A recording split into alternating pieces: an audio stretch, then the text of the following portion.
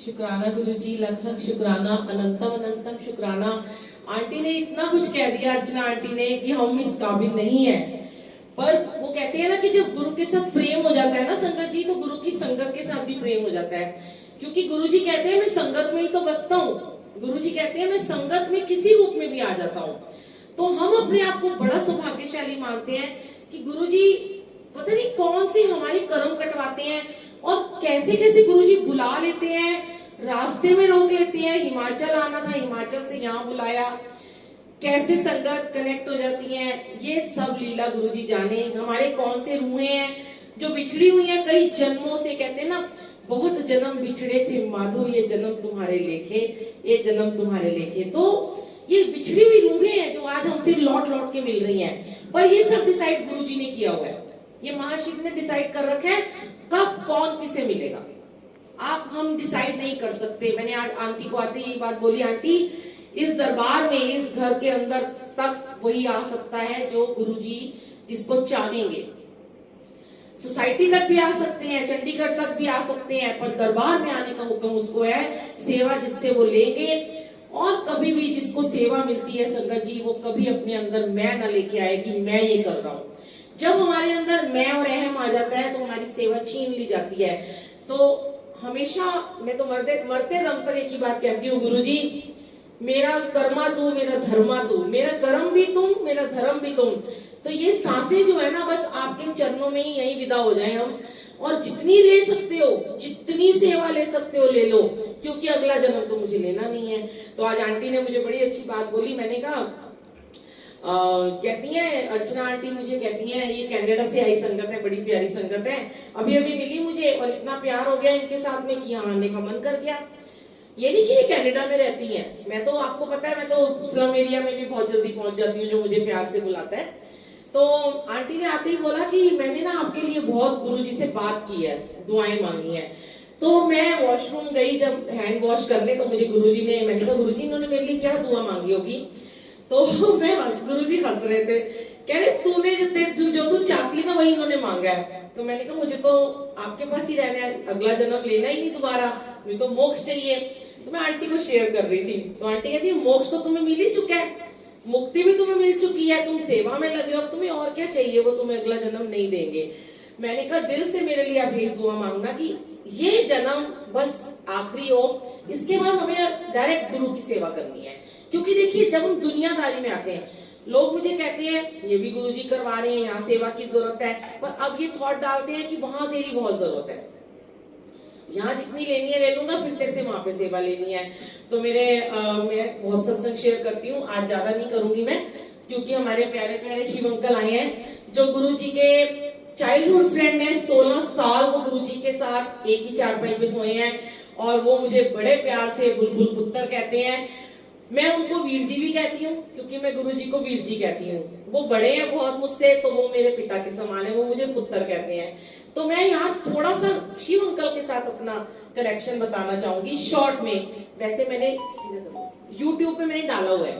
तो क्या है कि जब मैं शिव अंकल से पहली बार मिली थी कई साल पहले, मैं शिव अंकल के ना बहुत सारे संगत जी सत्संग सुनती होती थी, बहुत सत्संग सुनती थी। तो मैं इन औरों के भी सुनती थी, नारंग अंकल के भी, लस्सी आंटी जितने भी थे, पर मैं शिव अंकल का सत्संग ना बार बार सुनती थी। तो एक दिन मैंने ऐसे ही गुरुजी को बोला, मैं बड़े मंदिर जाती होती थी एवरी मंडे और एवरी थर्सडे।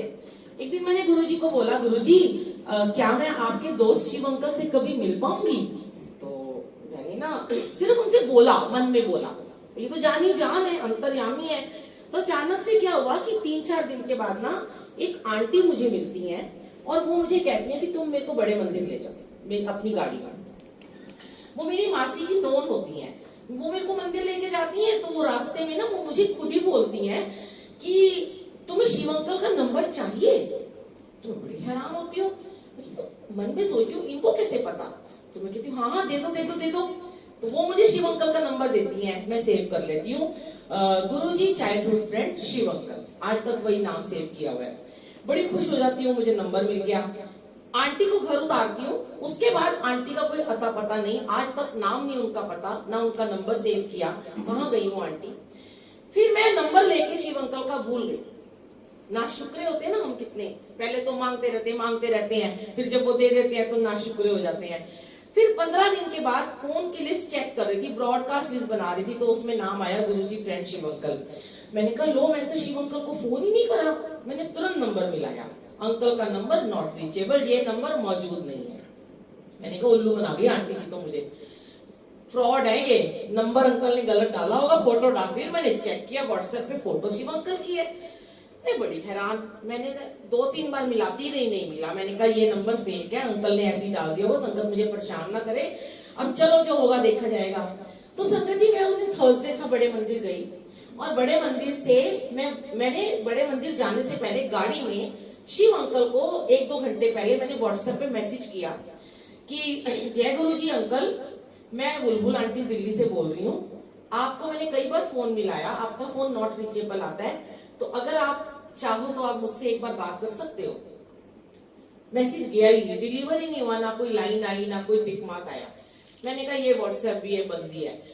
मंदिर गई, मंदिर से निकल के गाड़ी में बैठने आ रही थी, पीछे मुड़ के देखा शिवलिंग की तरफ, मत्था टेका। मैंने कहा है गुरुजी बड़े ही आप बनते हो, मांगा क्या था आपसे, आपके दोस्त से बात ही तो करना मांगा था, वो भी नहीं कराई आपने तो मेरी, इतना भी नहीं कर सकते हो। संगत जी मैं गाड़ी में बैठी, मैंने अपना फोन चेक किया, व्हाट्सएप चेक किया, व्हाट्सएप पे शिव अंकल की व्हाट्सएप कॉल आई हुई थी 3-4। मैंने पीछे मुड़ के देखा, मैंने कहा वाह गुरुजी, शिव अंकल की कॉल।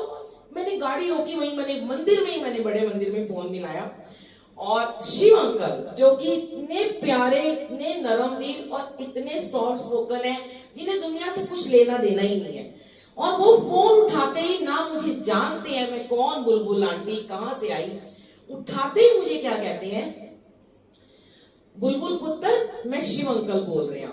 मैं गदगद हो गई। मैंने कहा अंकल आप कहाँ हो?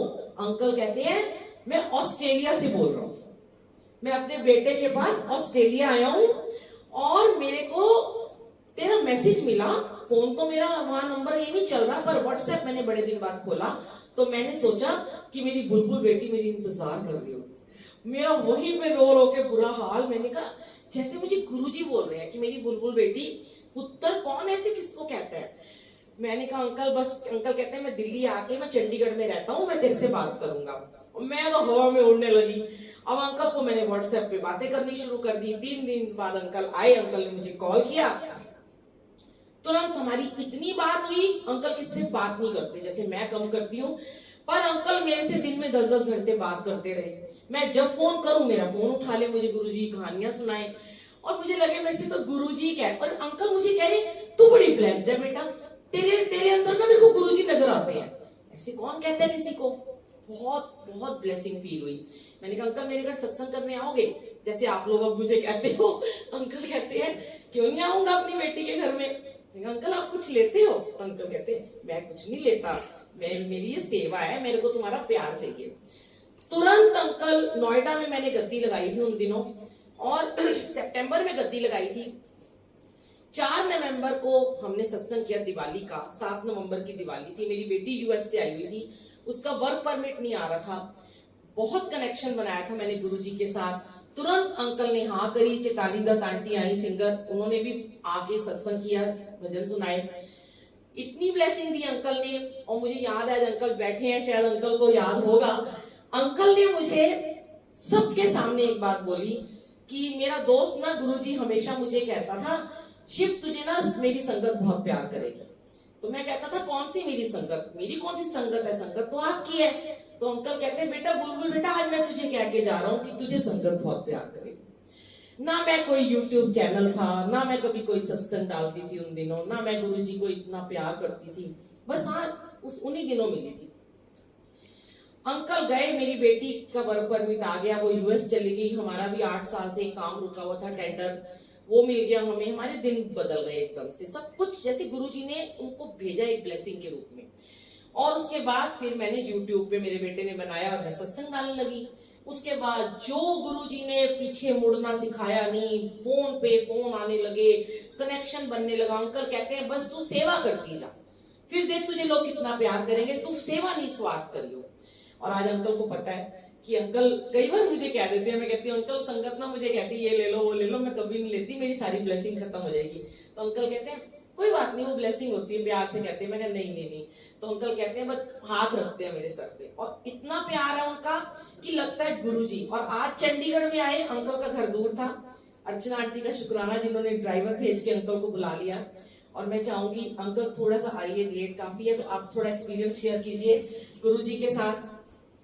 हम तो अंकल के प्यार में मेरे से जितना मर्जी बुलवा लो गुरुजी, और अंकल के प्यार में बोलती चली जाओ।